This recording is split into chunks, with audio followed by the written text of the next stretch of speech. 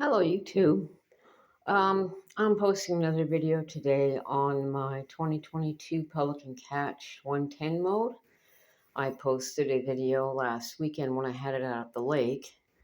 But I just recently, as of yesterday, finished my motor mount and got my motor on here, which I'm excited to try this weekend, hopefully, as long as the weather holds up. We'll see. Anyway, this is it. It's a 30-pound thrust Minn Kota.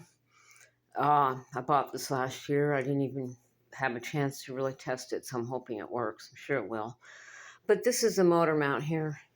And the way I made this here is I just used two pieces of wood, actually one board. It was a 2x5.5. And I cut this bottom base here down to 12 inches. And the top is at 11 inches. And the reason it doesn't meet here, I had to build it this way, is because the way the bolts are on this motor mount, there's one right here, which I didn't have a wide enough board. But I put a bolt here. There's another bolt on this side, and then right back here on both sides, which the transom, the mount itself would not fit over this bolt. It wouldn't fit flush. So I just put it right in front of it. And then I just use nuts and washers underneath to secure it. Now the holes in here, I measured 1/4 inch. I'm not sure if that's exactly right because it seemed like the bolts that I bought didn't fit. And I just found bolts that I had here laying around, which worked for me. So anyway, I bolted it there. I've got 3 bolts, which you won't be able to see under here, but right underneath there are 3 bolts holding this wood in place, along with wood glue. And then on front, I placed 3 L brackets, one on each, and then the middle there, and secured those. It just makes it a little bit more secure. I don't think it's really going to go anywhere anyway, and this motor really isn't very heavy. So that worked out great. And what I did last week was I changed my seat. The seat that I have here is out of my Pelican Rebel. My other seat that actually came in the boat is right here. But I wanted to use it my Pelican Rebel because that was the boat I was using. So I cut the ends off, probably about 1 inch or so. So it fits back to this same seating position here. And what that did, the normal seat would fit right up here in this area here. But when you cut it down, like this seat for instance, it slides back. It gives you an extra 5 inches. So I'm all the way back here to the center portion. It's really nice too because your rod holders are right here. You don't have to reach. You just reach over your seat, grab your rod. So this is what I did with it, and what makes it easier now with the seat being back. As you can see, this is where my tiller is, right here. I can turn around in the seat if I have to, sit off the side or whatever I need to do, and I can reach it. And I didn't have to do any manipulating on this motor as far as cutting down the shaft or anything. It's actually off the floor now a little bit. I just taped up the locking mechanism that's right here on the shaft with tape, so it's open. So now it'll move freely. So I didn't have to cut that.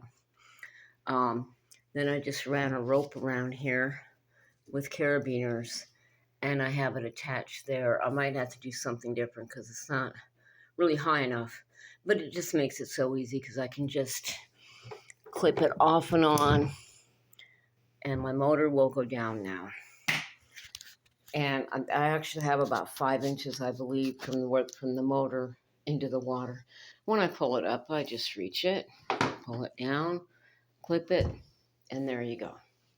I hope this helps people that want to do this, because I was just kind of going crazy wondering how the heck am I going to rig this motor onto this boat without having to cut everything up and run lines down to steer and all that, which I didn't want to do that on my foot pedals. I don't even use them, but I just didn't want to. I didn't want to do anything to change that. So I just did it this way, and it seems to work out. We'll see when I get it out this weekend. So I have an extra 6 feet on this battery cable, which will run all the way up to the very front of the boat, where my battery will be right under this nice net here, be out of my way. It makes it so much easier. As far as my Garmin, I did install a Garmin. I don't have it on a mount yet per se. I've been trying to figure out how to do that. Um, so what I'm using right now, believe me, it holds it on pretty darn good, is industrial strength Velcro. And you gotta peel this thing off. Um, I'm on pretty calm waters where I go right now, so I don't worry about it falling over. If I went onto a larger body of water, I would definitely secure it a different way. But I have this one hooked up to a battery back here in my little my battery box, or actually crate here, and that runs from back to the front. My transducer, I installed that in the front scrubber plug, ran it up through with some rope and about a 2-inch piece of 1¼ inch PVC that I drilled 2 holes in, just ran the line all the way up there. And underneath, I secured it in. Hopefully it'll work out all right. I think it will, with marine goop. So it's held securely in place. It's not going to come down unless I pry it out, which I really don't want to do that. So that's pretty much a permanent part of the boat. And I have my little Garmin over here, and this is actually my GPS, because I don't get the speed on this depth finder, and maybe I just don't have it set up right yet. But anyway, this works just fine. It's also stuck on here with a piece of Velcro on the back, and it's not going to go anywhere, I don't think. For now, it'll be okay. I made my little DIY rod holder or mount here, and all I did here, again, PVC pipe. Then I just ran a cap on the bottom of it here, and you get those T-bolts, toilet seat bolts. Those work great. Drill a hole, stick them in there, secure them in there, add another piece of PVC on top of it, small piece. I wrap this in the Velcro because everything sticks to it. And along with the duct tape here, just to kind of make it look a little better. And all you do is you just slide it right in here, turn it a few times, and it will lock. Stick this up here, and there you go. You got your GPS. I also have another little piece of Velcro on the bottom below the GPS there that I use for my MP3 player that I stick on there. It all works really well. I don't like to drill holes, but if I need to, I will. Future plans for this boat now is to install a hatch up front, hoping I can fit an 8-inch in there, if not maybe a 6-inch. And that way I can put my battery down in there or whatever I need to.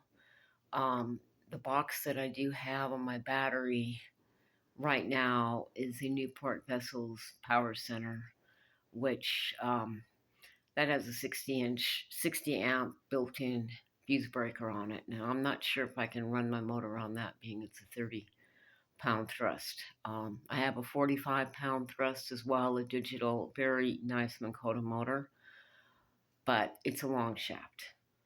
So I don't know that that would work, and I really don't want to be cutting the motors, the shafts, or doing anything like that.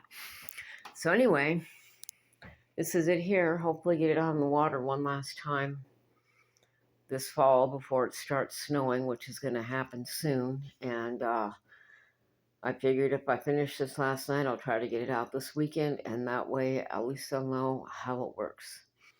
But as I said before, if there's anyone out there that's would like to have one of these boats, but you just don't know as far as, how they are. I mean, this thing is super stable.